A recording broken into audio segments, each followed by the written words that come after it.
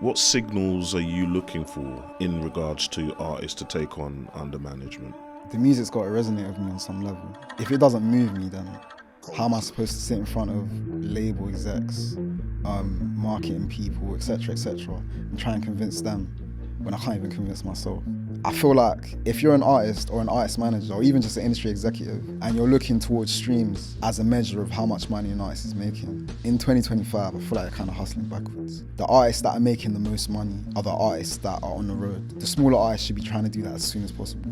Finish the sentence. To break even, you've got to...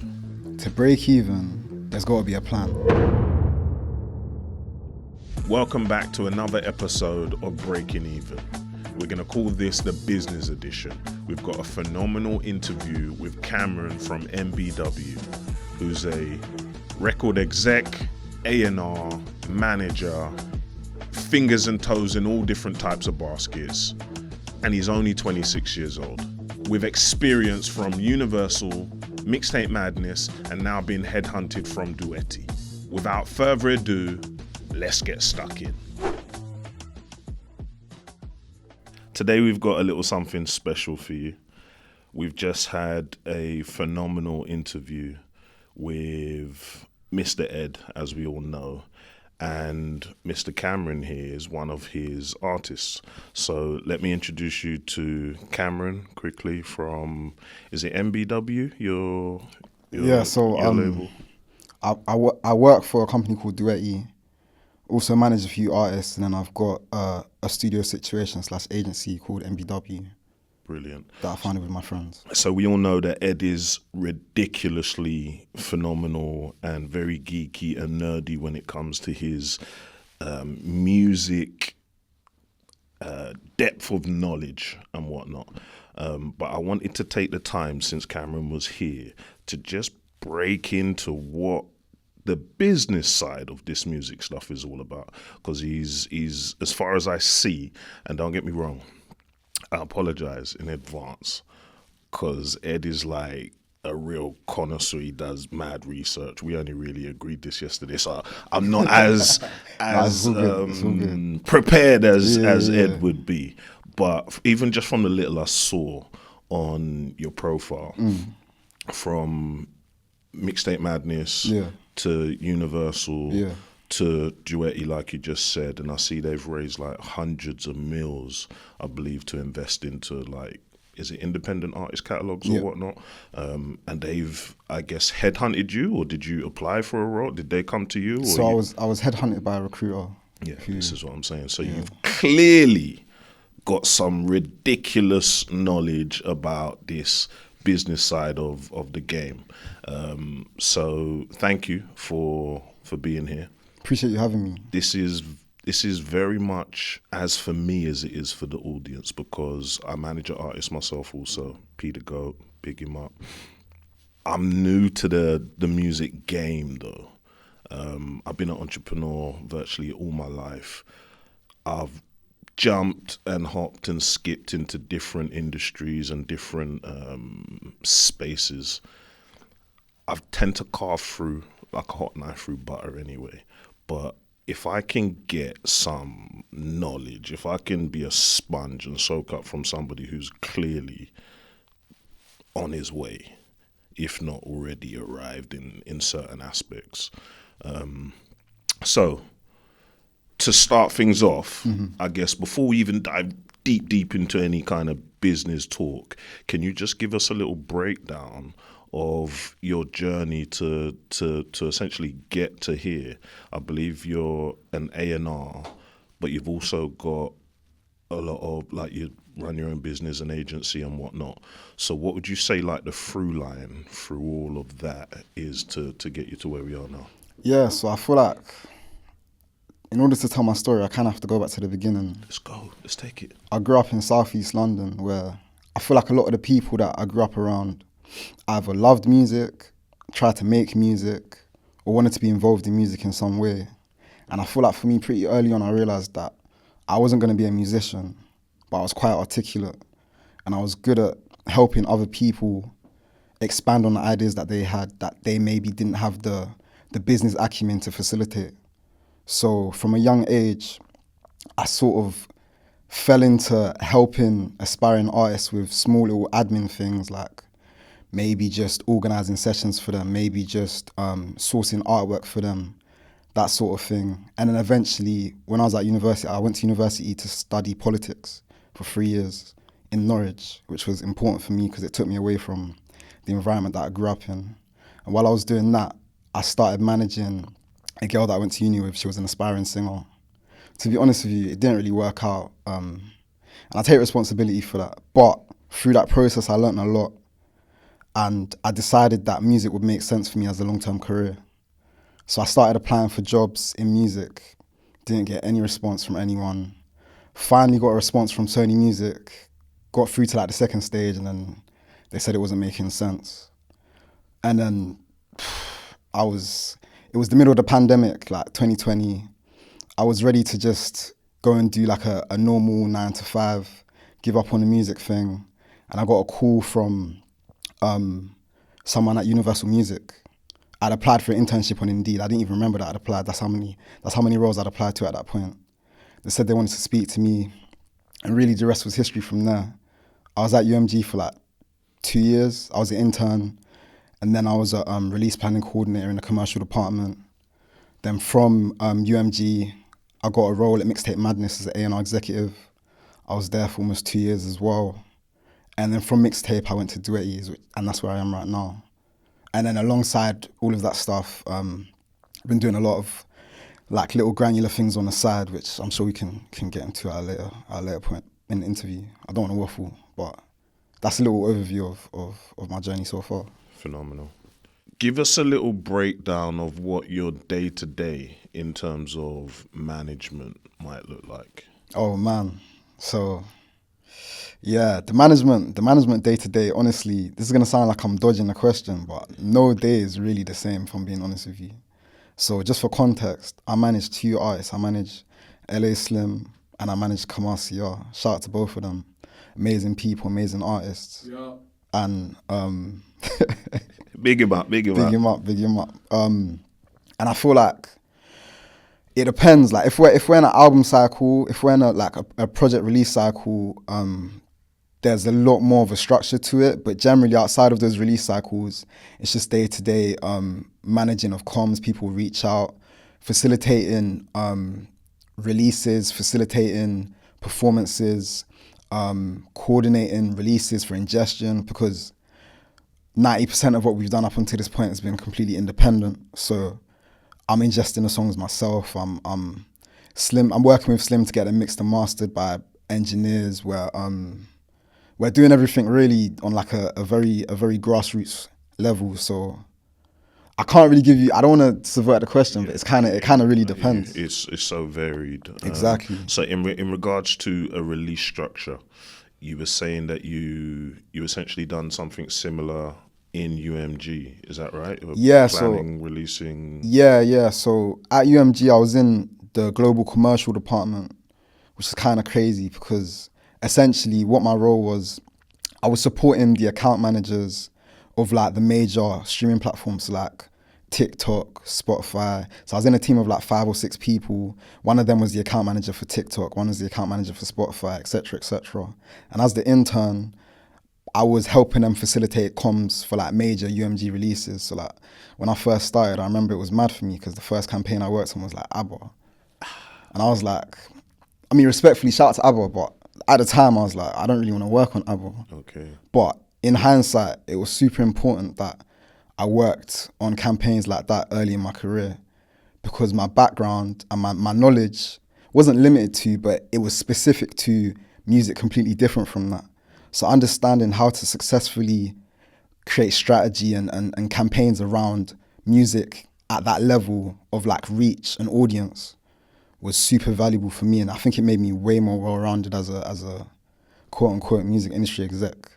So do you still leverage those relationships now you're outside of Absolutely. I feel like, not to sound cliche, but in this industry, relationships are everything.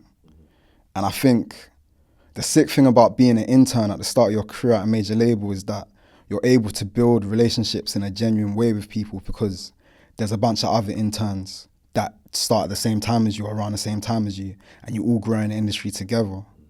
For example, some of the interns that I worked with when I first started, some of them have started their own companies. Some of them are like senior people at labels Doing now, big and things. it wasn't even that long ago. It was like a couple of years ago. Yeah. So when everyone goes on their own journey and you keep in touch, you naturally just build a network rather than having to like, I don't know, like kiss babies and shake hands that you don't really want to. It's a bit more organic and natural, which makes more sense for me, really. 100%. I'll be honest with you.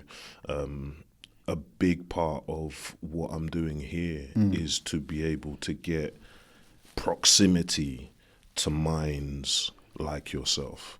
It's like, it's not often, or where would I go to be able to have a true sit down one-on-one to where you could give myself and like the audience some time. And I see, I don't know who said it before, but a lot of the people that are like crushing it today are the ones that just didn't stop yesterday and yesteryear kind of thing. So as you progress, your peers progress with you, 100%. and before you know it, you're in a much more favorable position. So yeah, I totally with you in that regard. So just very quickly, whilst we're touching on releases and whatnot, I notice that a lot of people might look at somebody's release and feel, well, that's worked for them. Let me just carbon copy what they're doing and plug it into what I'm doing and feel like it may work for them, not realizing that that worked for them at a time, at a place, for that genre or niche, and it might not necessarily be the right thing to do. In regards to your rollouts with your artists and whatnot, where do you go different? Do you follow the same suit, or I would presume not, but Nah, so I feel like when it comes to campaign rollouts, for me, the keyword is intentionality. Like, what is the intention behind the rollout? So, for example, with Slim at the stage he's at in his career currently, the goal is to build a catalogue and build a community around that catalogue. So the approach to that is not going to be the same as an artist that is signed to a major label and is deep in their advance and needs to recoup. Not to sound like callous and too business orientated, but in my short time in music, I've realized that it's important that on the manager side of things, you really factor in as much of the intentionality behind everything as possible, so that the artist is free not to think about those things, if that makes sense. So for me, to answer your question, I feel like at this stage in Slim's career or Kamasi's career, for example, the importance is around building a catalogue and building a community around that catalogue. So a lot of the rollout and the structuring of the rollout is around super serving that audience, as opposed to like what it could be if it was, for an example, an artist like ABBA. in regards to the artists you're managing at the moment, they both got very quite unique and different type sounds. Yeah. So what signals are you looking for in regards to artists to take on under management? Man, first and foremost, I feel like the music's got to resonate with me on some level. I don't necessarily have to completely understand it, but if it doesn't move me, then how am I supposed to sit in front of label execs, marketing people, etc., and try and convince them when I can't even convince myself? So on some level, it has to move me, and then also on some level, I have to be able to resonate with the person behind the music as well. So like, take Slim for example. The first time I heard his music, as soon as I heard it, I asked the person that played it to me, 2 3 Sons, to introduce me to Slim so that I could get to know him as a person. And then once I met him as a person, I was like, yeah.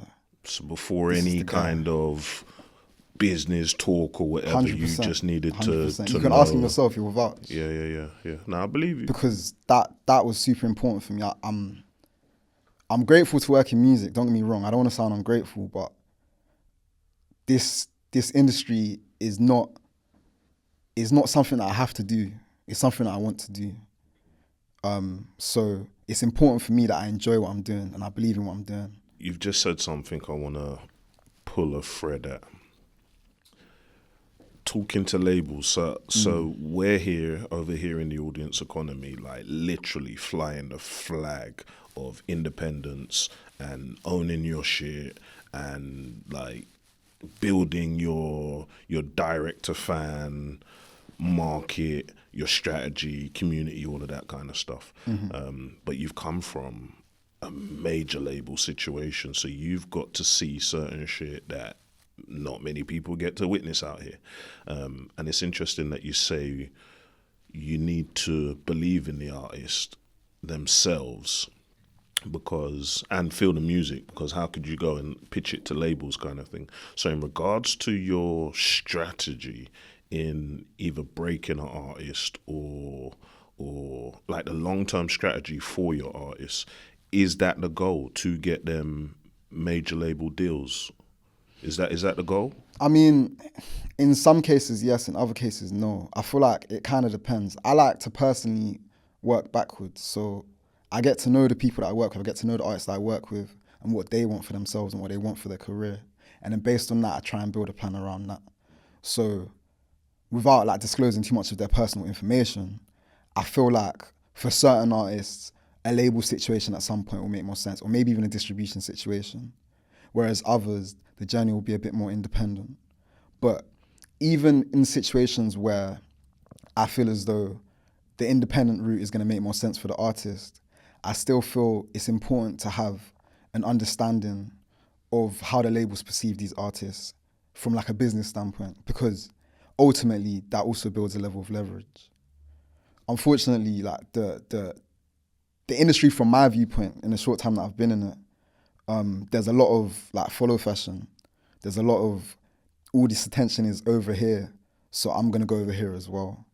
And if you're able to appropriately leverage that, you can create opportunities that maybe weren't always there without that. So when it comes down to the business relationship you have with your artists, break that down for me. If you're like, do you actually invest capital into your artists, or is it just a management type structure you're dealing with, like your label MBW? Yeah. So how does it all?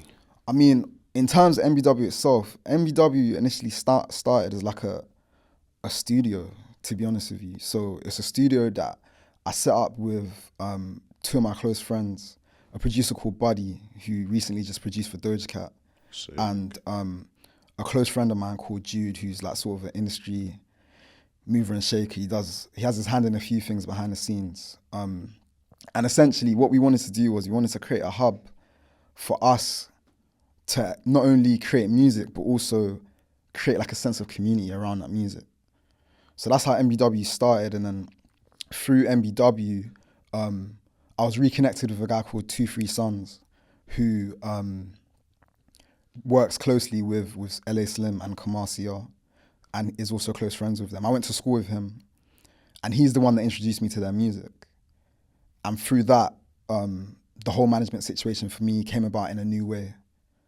And I feel like ultimately, from a business standpoint, everything is about super serving the needs of that particular artist. So again, like some of the artists that I work with, they don't necessarily need a level of financial support, or they don't want it. So I'm not going to try and force that on them, because I feel like that's my perception of what a manager is supposed to be. I'll support them in other ways that they need. Whereas others, it's more beneficial to help them with like the finances of certain things. So it really depends, it's case by case, without waffling. Yeah. Straight to the point. Yeah. Where's the studio based, and So it's in Canary Wharf. We now actually go through Cube. I don't know if you know Cube. Yeah. So now we go through Cube. Yeah. Me and the man Kerry's been talking about that. We was so what do you mean you go through Cube? What's it? So initially we had our own studio in a certain place. But you use the Cube facilities now. Yeah, exactly. You I'm gonna be seeing you very soon. Seriously, what we've been talking about, Kerry. It's like recently been looking into it hard, thinking, all right, I love their setup, I love their structure, their decor, their everything. Kerry's gone down to see, I think 2 now. Couldn't find the one in Elephant Castle, so it was a bit tricky to get to. But yeah, no, definitely, I'll take my hat off to them because I love what they're doing. They're like, to me, they look like the WeWork of music kind of thing. Yeah, 100%. I could see, like, that's more or less kind of where they was going with it as well. Yeah.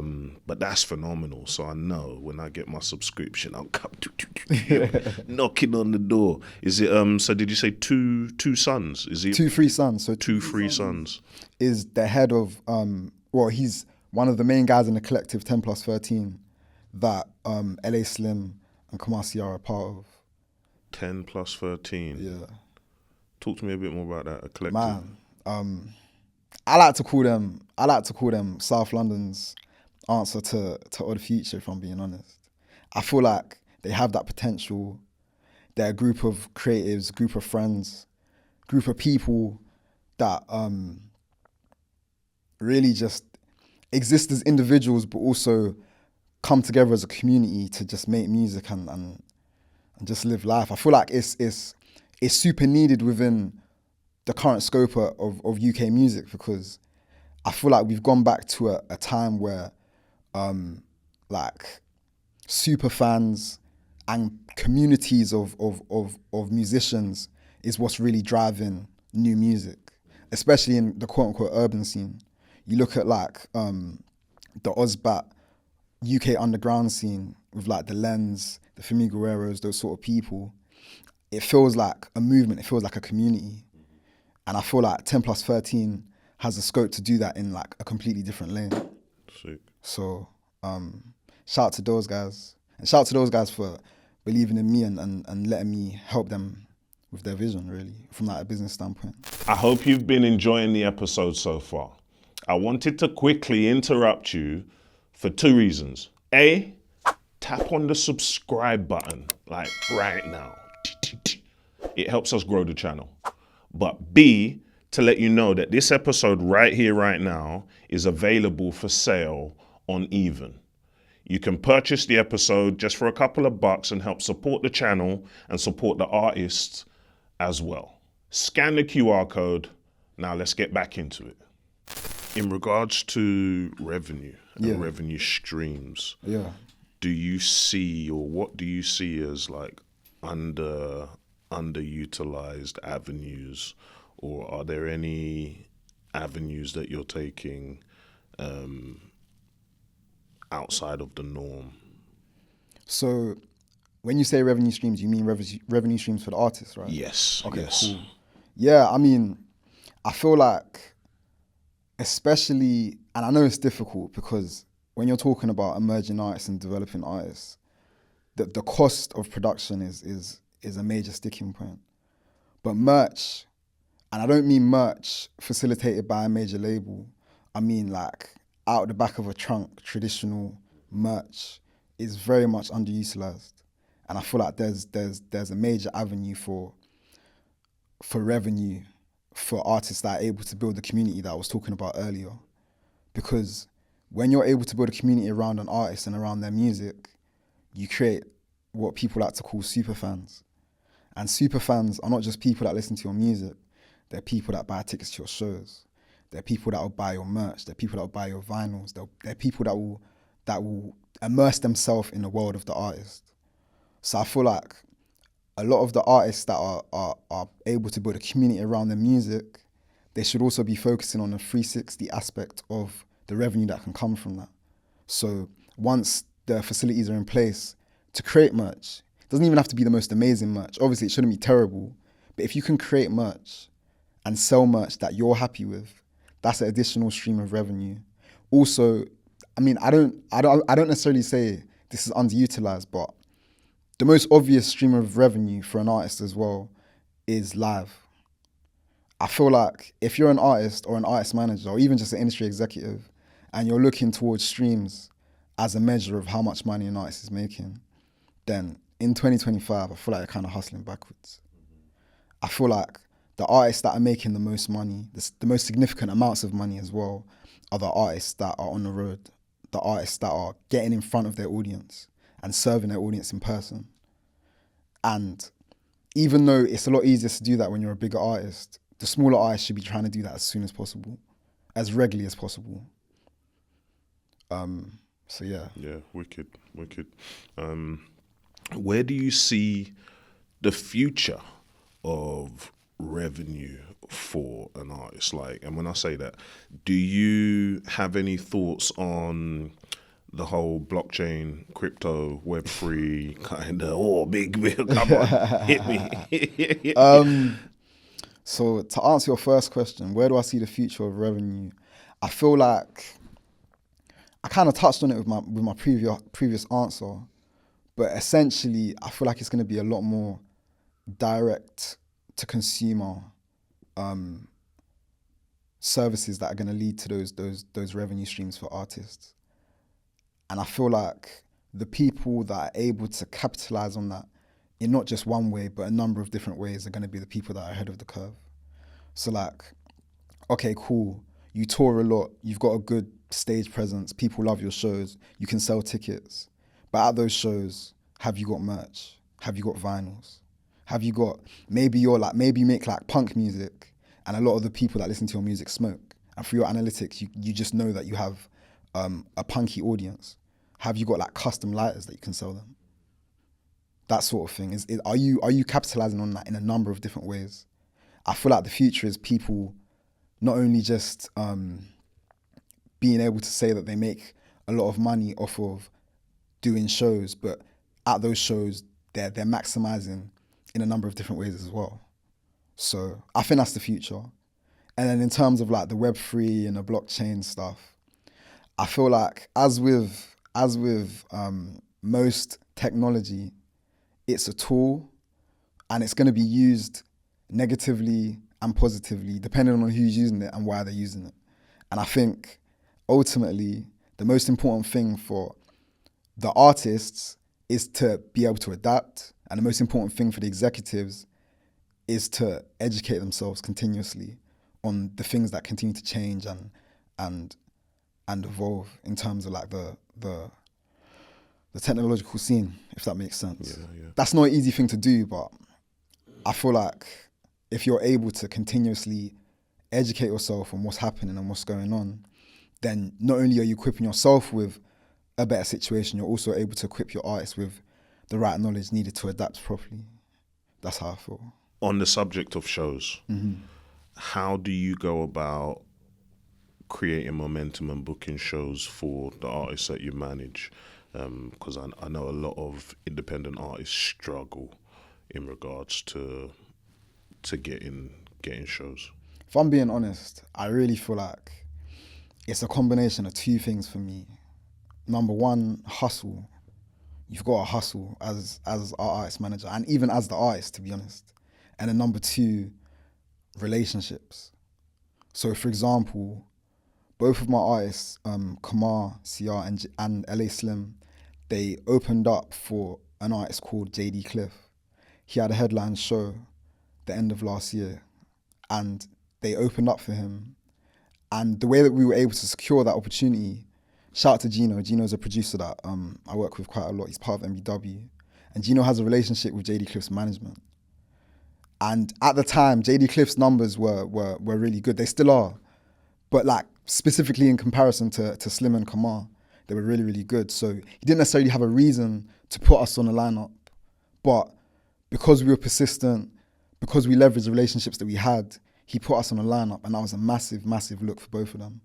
They performed at Omerta, London Bridge, big capacity, massive audience, a bunch of industry professionals were there.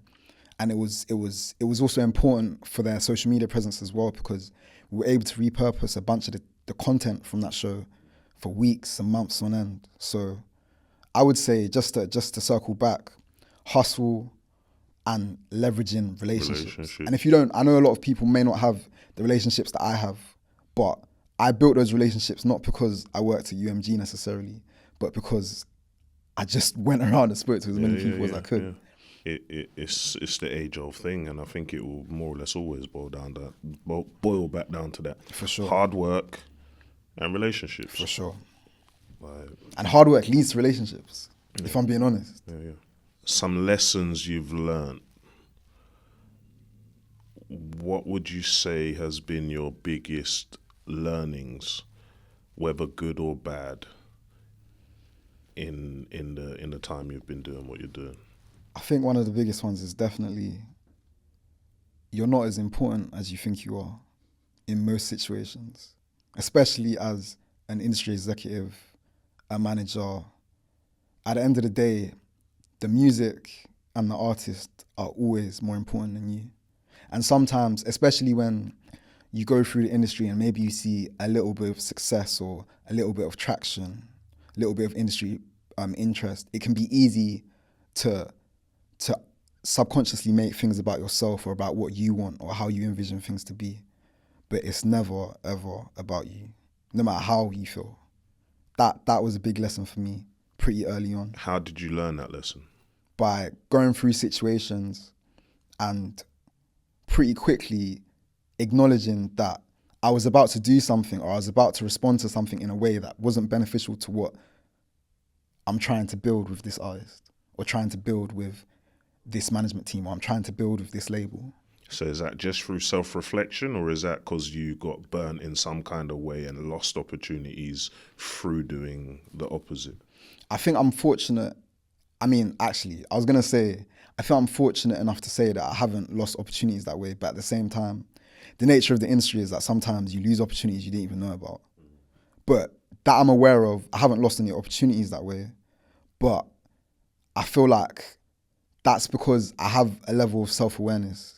Even in maybe some of my more immature moments, I'm self-aware enough to sort of reel myself back in. And I have a lot of good people around me, the artists that I work with, but also just people that I have relationships with in the industry that if I ever get to a point where maybe I'm approaching a business situation from a more emotional standpoint than I need to, they'll sort of reel me back in and be like, this doesn't make any sense.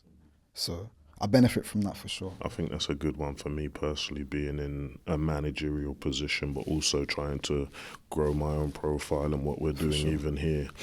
But I'm happy you even said, sorry to cut you, but I'm happy you even said that, because as much as I say that as well, it is also important to have a level of profile as someone moving around in the industry, because in some ways, depending on which parts of the industry you're talking about, it can be a bit like secondary school. So 100%. So if people feel as though you don't have any value or you're not interested enough or you're not doing anything, they're less willing to listen. They're less willing to pay attention. I clocked that from early. It feels, just stepping into music, I was like, this feels like fucking school.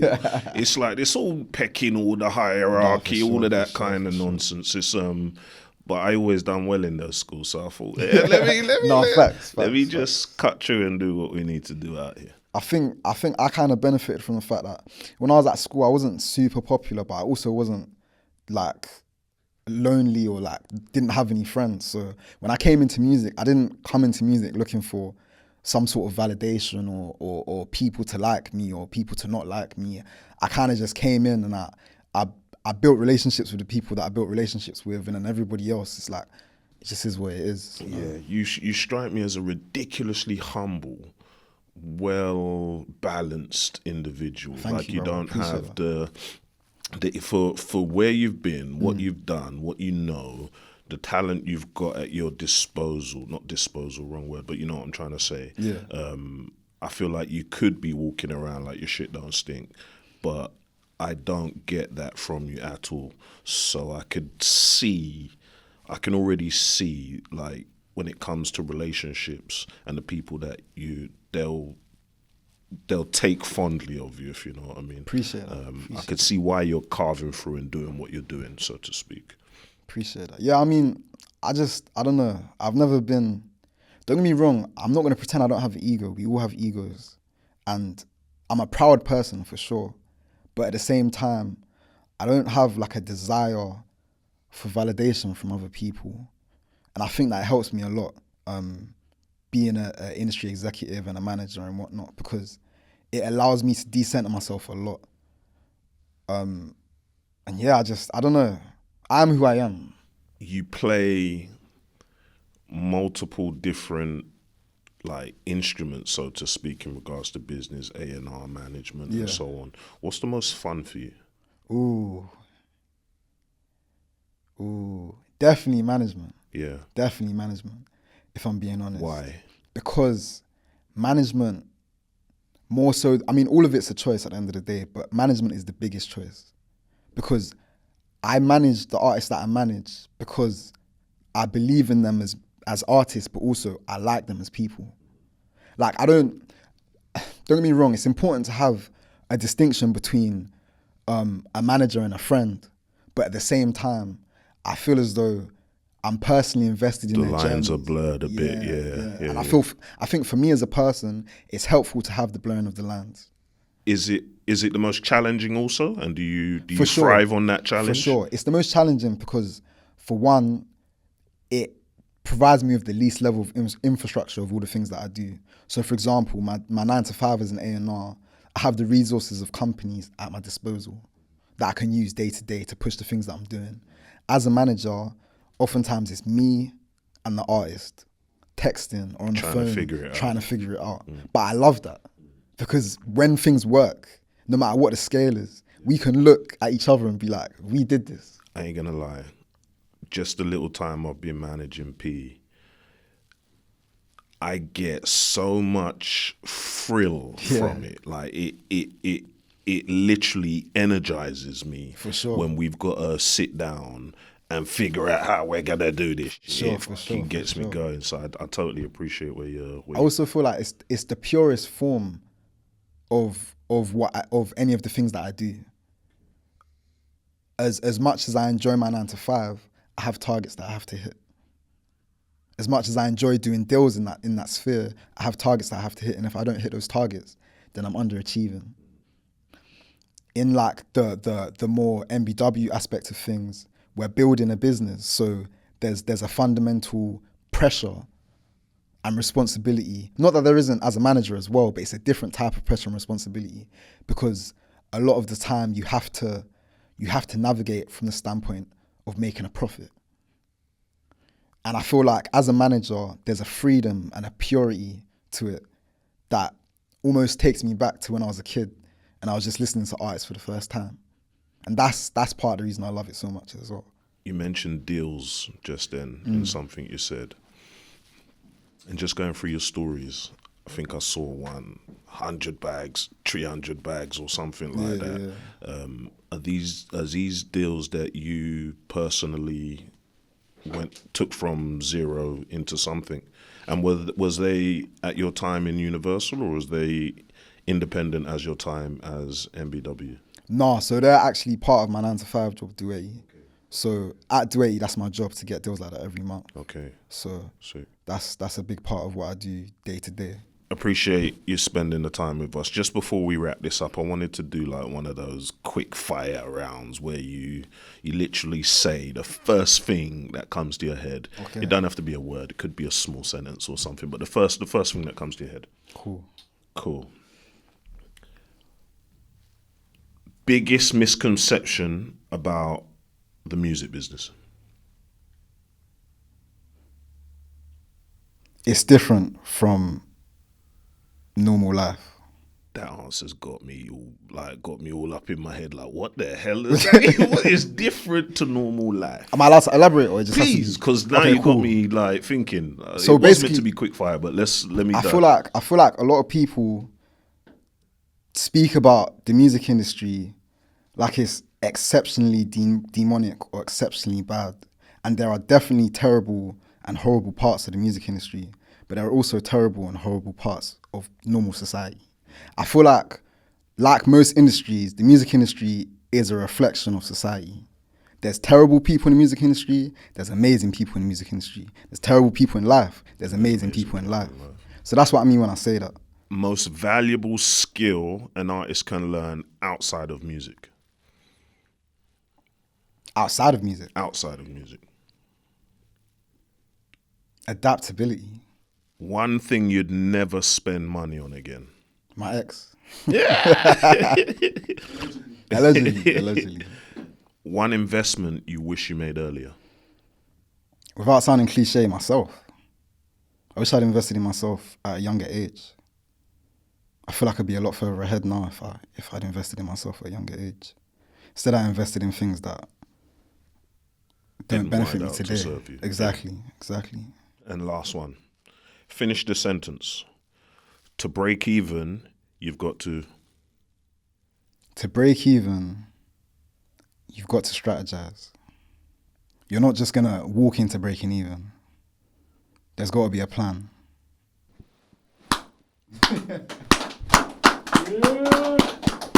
Thank you. Thank you, brother.